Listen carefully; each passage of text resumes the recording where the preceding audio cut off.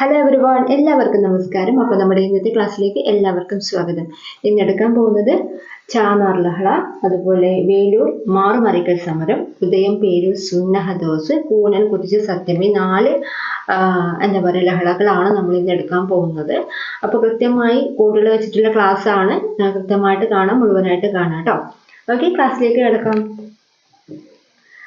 ആദ്യം പറയാൻ പോകുന്നത് ചാന്നാർ ലഹളയാണ്. ഈ ഭാഗത്തിൽ ഏറ്റവും ഇമ്പോർട്ടൻ്റ് ആയിട്ടുള്ള ഭാഗമാണ് ചാന്നാർ ലഹള. നിങ്ങൾ മസ്റ്റായിട്ട് പഠിച്ചു പോകേണ്ടതാണ് ചാന്നാർ ലഹള. ഓക്കെ, 1859 നടന്നത്. ചാന്നാർ ലഹള നടന്നത് എപ്പോഴാണ്?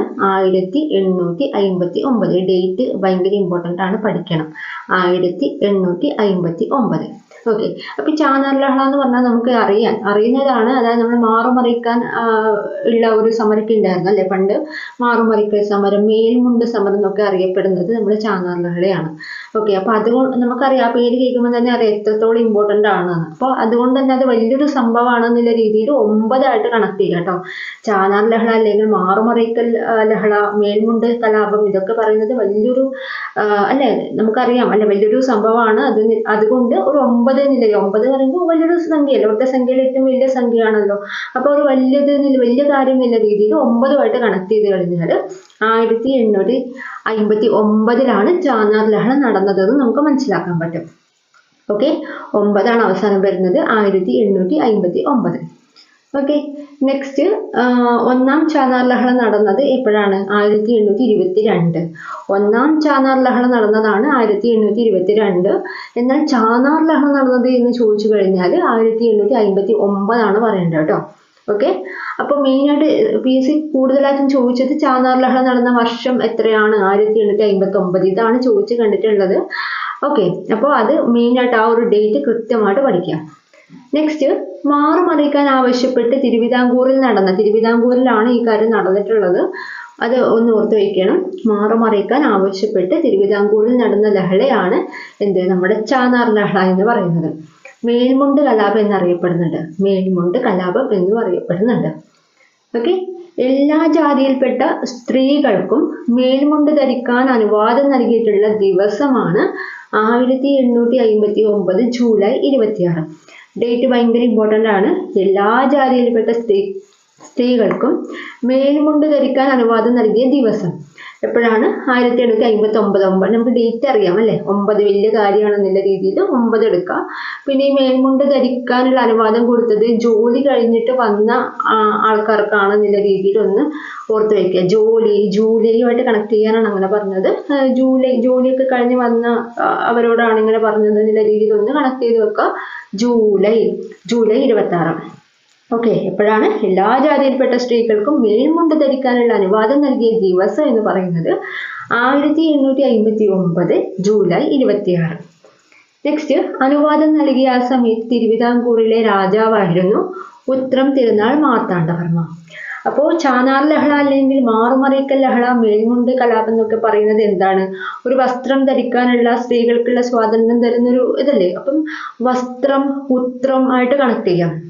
ഓക്കെ, എന്താണ് ചാന്നാർ ലഹള അല്ലെങ്കിൽ മാറുമറിക്കൽ സമരം, മേൽമുണ്ട് കലാപം എന്നൊക്കെ പറയുന്നത് എന്താണ്? സ്ത്രീകൾക്കുള്ള ഒരു വസ്ത്രം കൊടുക്കുന്ന ഒരു സംഭവം അല്ലേ. അപ്പം വസ്ത്രമായിട്ടാണ് കണക്ട് ചെയ്യുന്നത്. വസ്ത്രം, ഉത്രം എന്നുള്ള രീതിയിൽ ഒന്ന് കണക്ട് ചെയ്ത് വെച്ചാൽ നമുക്ക് ചാന്നാർ ലഹള എന്നൊക്കെ കേൾക്കുമ്പോൾ, അല്ലെങ്കിൽ മേൽമുണ്ട് കലാപം എന്നൊക്കെ കേൾക്കുമ്പോൾ മേൽമുണ്ട് അല്ലെ, മുണ്ടാണ്, വസ്ത്രം. അപ്പം ആ സമയത്ത് തിരുവിതാംകൂർ രാജാവ് ആ ഒരു പേരുമായിട്ട് കണക്ട് ചെയ്ത് നിങ്ങൾ പഠിച്ചു കഴിഞ്ഞാൽ വസ്ത്രം, ഉത്രമായിട്ട് കണക്ട് ചെയ്യുക. ഉത്രം തിരുനാൾ മാർത്താണ്ഡവർമ്മയാണെന്ന് നമുക്ക് ഓപ്ഷന് കണ്ടുപിടിക്കാൻ പറ്റും. ഓക്കെ, മനസ്സിലായെന്ന് വിചാരിക്കുന്നു. നെക്സ്റ്റ്, മദ്രാസ് ഗവർണർ ലോർഡ് ഹാരിസിന്റെ നിർദ്ദേശപ്രകാരമാണ് തിരുവിതാംകൂറിൽ രാജാവ് ഉത്തരവിറക്കിയത്. ആ സമയത്ത് മദ്രാസ് ഗവർണർ ആയിരുന്നു ലോർഡ് ഹാരിസ്. അപ്പൊ അദ്ദേഹത്തിന്റെ നിർദ്ദേശപ്രകാരമാണ് നമ്മൾ ഉത്രം തിരുനാൾ മാർത്താണ്ഡവർമ്മ ഉത്തരവിറക്കിയത്. എന്താണ്? മേൽമുണ്ട് ധരിക്കാം എന്നുള്ള രീതിയിൽ ഉത്തരവിറക്കിയത്. അത്രേ ഉള്ളൂ. അപ്പൊ ചാന്നാർ ലഹള ഭയങ്കര ഇമ്പോർട്ടൻ്റ് ആണ്. വർഷം കൃത്യമായിട്ട് പഠിക്കുക, രാജാവിന്റെ പേരും. ഓക്കെ, എന്തൊക്കെയാണ് പറഞ്ഞത്? 1859 മാറുമറിക്കാൻ ആവശ്യപ്പെട്ട് തിരുവിതാംകൂറിൽ നടന്ന ലഹളയാണ് മേൽമുണ്ട് കലാപം എന്നറിയപ്പെടുന്നുണ്ട്. എല്ലാ ജാതിയിൽപ്പെട്ട സ്ത്രീകൾക്കും മേൽമുണ്ട് ധരിക്കാൻ അനുവാദം നൽകിയിട്ടുള്ള ദിവസം 1859 ജൂലൈ 26. അനുവാദം നൽകിയ തിരുവിതാംകൂർ രാജാവാണ് ഉത്രം തിരുനാൾ മാർത്താണ്ഡവർമ്മ.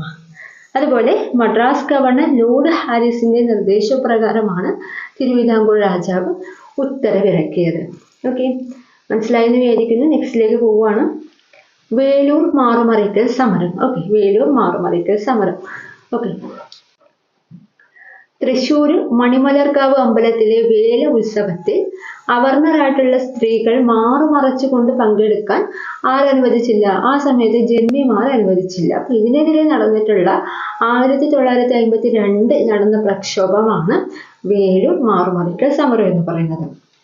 ഓക്കെ, വേലൂർ മാറുമറിക്കൽ സമരമാണ് പറയുന്നത്. എവിടെയാണ്? തൃശ്ശൂരാണ്. തൃശ്ശൂർ മണിമലർക്കാവ് അമ്പലത്തിലെ വേലോത്സവത്തോടനുബന്ധിച്ച് അവർണരായിട്ടുള്ള സ്ത്രീകൾ എന്ത് ചെയ്തു? മാറുമറച്ചു കൊണ്ടുവന്നു. അപ്പൊ ജന്മിമാർ പറഞ്ഞു പറ്റൂല എന്ന് പറഞ്ഞു. അപ്പൊ അതിനെതിരെ നടന്നിട്ടുള്ള ഒരു സമരമാണ്, പ്രക്ഷോഭമാണ് 1952 വേലൂർ മാറുമറിക്കൽ സമരം. ഓക്കെ, അപ്പോൾ ഞാനിത് ആലോചിച്ചിട്ടുള്ളത്, വർഷം ആലോചിച്ചിട്ടുള്ളത് വേലൂരാണല്ലോ. അപ്പൊ വേലൂര് എന്ന് പറയുമ്പോൾ വേലയായിട്ടാണ് ഞാൻ എടുത്തത്. വേല, നമ്മളെ ജോബ്, വേല എന്നൊക്കെ പറയില്ലേ. അപ്പൊ വേല 2 അക്ഷരമാണ്. അതുകൊണ്ട് ഞാൻ വേല 2 1952 ആ രീതിയിലാണ് ഞാൻ ഓർത്ത് വെച്ചത് കേട്ടോ. ഓക്കെ, നെക്സ്റ്റ് മോസ്റ്റ് ഇമ്പോർട്ടൻ്റ് ആയിട്ടൊരു ഭാഗമാണ്. നേതൃത്വം നൽകിയ 3 സ്ത്രീകളാണ്. അവർക്ക് പേര് നിങ്ങൾ കൃത്യമായിട്ട് പഠിക്കുക. വേലാത്ത് ലക്ഷ്മിക്കുട്ടി, കാളിക്കുട്ടി, കുറുമ്പ. ലക്ഷ്മിക്കുട്ടി, കാളിക്കുട്ടി, കുറുമ്പ. അപ്പൊ ഞാൻ ഇതൊരു താളത്തിനാണ് പഠിച്ചത്. ലക്ഷ്മിക്കുട്ടി, കാളിക്കുട്ടി, കുറുമ്പ് കളിക്കല്ലേ എന്നുള്ള രീതിയിലാണ് ഞാൻ ചുമ്മാ ഒന്ന് ഓർത്ത് വെക്കുന്നത്. ലക്ഷ്മിക്കുട്ടി, കാളിക്കുട്ടി, കുറുമ്പ് കളിക്കല്ലേ എന്നുള്ള രീതിയിൽ ഒന്ന് ആലോചിച്ച് വെക്കുക കേട്ടോ. ലക്ഷ്മിക്കുട്ടി, കാളിക്കുട്ടി, കുറുമ്പ, 2 കുട്ടികളാണല്ലോ. അപ്പോൾ ഒരു കുറുമ്പ് കളിക്കല്ലേ എന്നുള്ള രീതിയിലൊന്ന് നിങ്ങളൊന്ന് ഓർത്ത് വയ്ക്കുക. ലക്ഷ്മിക്കുട്ടി, കാളിക്കുട്ടി, കുറുമ്പ. ഓക്കെ, അപ്പൊ വേലൂർ മാറുമറിക്കൽ സമരം തൃശ്ശൂർ മണിമലർക്കാവ് അമ്പലത്തിലെ വേല ഉത്സവത്തിൽ അവർണരായ സ്ത്രീകൾ മാറുമറിച്ചുകൊണ്ട് പങ്കെടുക്കാൻ ജന്മിമാർ അനുവദിച്ചില്ല. അതിനെതിരെ വന്നിട്ടുള്ള 1952 വന്നിട്ടുള്ള ഒരു പ്രക്ഷോഭമാണ് എന്ത്? വേലൂർ മാറുമറിക്കൽ സമരം. നേതൃത്വം നൽകിയ 3 സ്ത്രീകളാണ് ലക്ഷ്മിക്കുട്ടി, കാളിക്കുട്ടി, കുറുമ്പ. ഓക്കെ, നെക്സ്റ്റിലേക്ക് പോവാണ്. ഉദയം പേരൂർ സുന്നഹദോസ്, അതുപോലെ കൂനൻ കുരിശ് സത്യം. അപ്പൊ ഇത് രണ്ടും ഇമ്പോർട്ടൻ്റ് ആയിട്ടുള്ള പോയിന്റ് മാത്രമാണ് ഞാൻ കൊടുത്തിട്ടുള്ളത്. ഉദയം പേരൂർ സുന്നഹദോസ് നടന്നിട്ടുള്ളത് 1599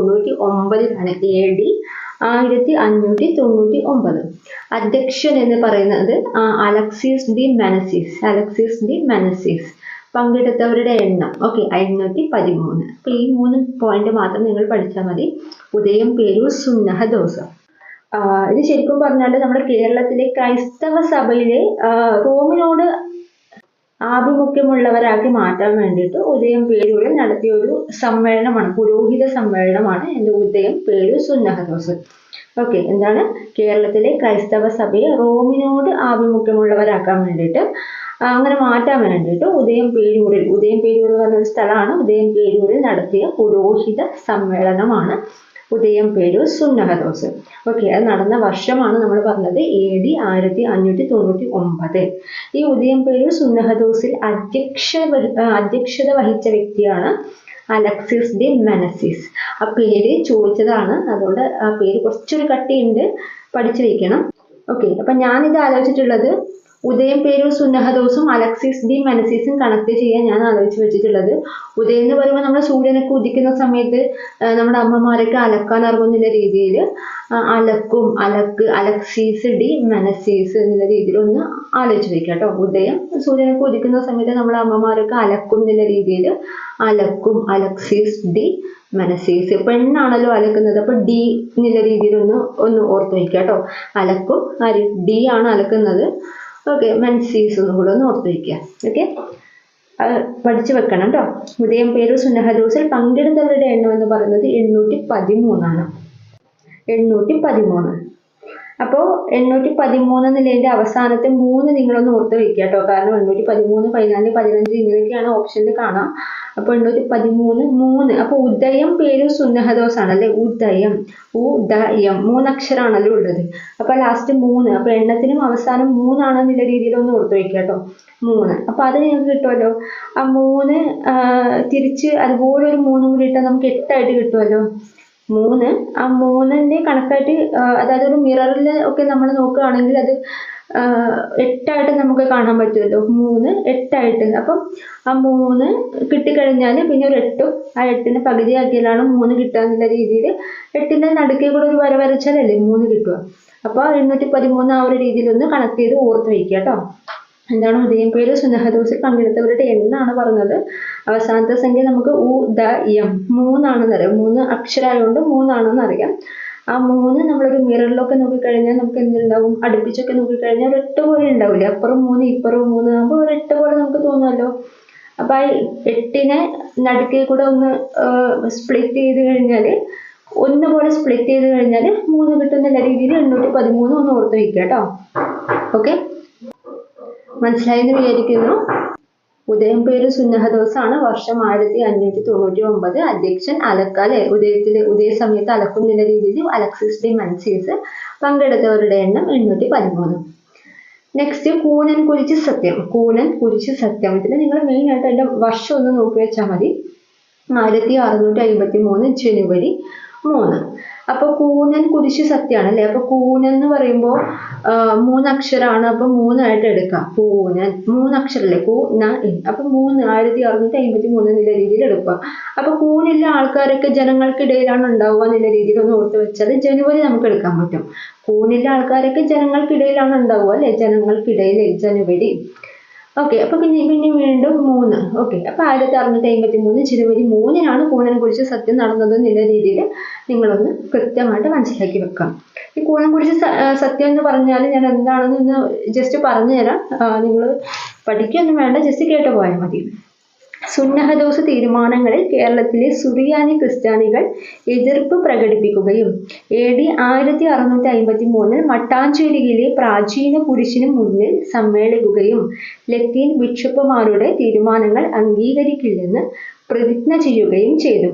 ഇതാണ് കൂനൻ കുരിശ് സത്യം എന്നറിയപ്പെടുന്നത്. ഓക്കെ, എന്താണ് സുന്നഹദോസ് തീരുമാനങ്ങളിൽ കേരളത്തിലെ സുറിയാനി ക്രിസ്ത്യാനികൾ എതിർപ്പ് പ്രകടിപ്പിക്കുകയും AD 1653 മട്ടാഞ്ചേരിയിലെ പ്രാചീന കുരിശിന് മുന്നിൽ സമ്മേളിക്കുകയും ലത്തീൻ ബിഷപ്പുമാരുടെ തീരുമാനങ്ങൾ അംഗീകരിക്കില്ലെന്ന് പ്രതിജ്ഞ ചെയ്യുകയും ചെയ്തു. ഇതാണ് കൂനൻ കുരിശ് സത്യം എന്നറിയപ്പെടുന്നത്. അപ്പൊ ഇത്ര കാര്യം ഇന്ന് പഠിക്കാനുള്ളൂ. വളരെ ചെറിയ ഭാഗമാണ്. മോസ്റ്റ് ഇമ്പോർട്ടൻ്റ് ആയിട്ട് നിങ്ങൾ പഠിക്കാനുള്ളത് ചാനാർ ലഹള 1859. ഓക്കെ, ഞാൻ ഒന്നുകൂടി വായിക്കാം. 1-ാം ചാനാർ ലഹള നടന്നത് 1822. ഓക്കെ, അപ്പോൾ മാറുമറയ്ക്കൽ ആവശ്യപ്പെട്ട് തിരുവിതാംകൂറിൽ നടന്ന ലഹളയാണ് മേൽമുണ്ട് കലാപം എന്നറിയപ്പെടുന്നുണ്ട്. എല്ലാ ജാതിയിൽപ്പെട്ട സ്ത്രീകൾക്കും മേൽമുണ്ട് ധരിക്കാൻ അനുവാദം നൽകിയ ദിവസമാണ് 1859 ജൂലൈ അല്ലെ. ജൂലൈ കഴിഞ്ഞ് വന്നിട്ട് എന്ന് പറഞ്ഞാൽ അല്ലേ, ജൂലൈ 26. അനുവാദം നൽകിയ തിരുവിതാംകൂറിലെ രാജാവാണ് ഉത്രം തിരുനാൾ മാർത്താണ്ഡവർമ്മ. മദ്രാസ് ഗവർണർ ലോർഡ് ഹാരിസിന്റെ നിർദ്ദേശപ്രകാരമാണ് തിരുവിതാംകൂർ രാജാവ് ഉത്തരവിറക്കിയത്. നെക്സ്റ്റ് രണ്ടാമത്തേത് വേലൂർ മാറുമറയ്ക്കൽ സമരമാണ്. തൃശ്ശൂരാണ് നടന്നത്, മണിമലർക്കാവ് അമ്പലത്തിൽ. ഓക്കെ, അപ്പൊ അതിലെ പ്രധാനപ്പെട്ട നേതൃത്വം നൽകിയ സ്ത്രീകളാണ് 3 പേരും പഠിക്കാൻ. എന്താണ്, ലക്ഷ്മിക്കുട്ടി, കാളിക്കുട്ടി, കുറുമ്പ. ലക്ഷ്മിക്കുട്ടി, കാളിക്കുട്ടി, കുറുമ്പ. നെക്സ്റ്റ് ഉദയംപേര് സുന്നഹദോസ് 1599 നടന്നത്. അധ്യക്ഷൻ എന്താണ്, ഉദയത്തിൽ അലക്കെന്ന് പറഞ്ഞു അല്ലെ, അലക്സിസ് ഡി മൻസീസ്. പങ്കെടുത്തവരുടെ എണ്ണം 813. കൂനൻ കുരിശ് സത്യം അത് നടന്നത് എപ്പോഴാണ്, 1653 ജനുവരി 3. അപ്പൊ ഇത്ര കാര്യങ്ങളെ ഇന്നുള്ള ചെറിയൊരു ഭാഗമാണ്. കൃത്യമായിട്ട് പഠിക്കുക കേട്ടോ. ഓക്കെ, ക്ലാസ് വൈൻഡപ്പ് ചെയ്യാണ്. Thank you.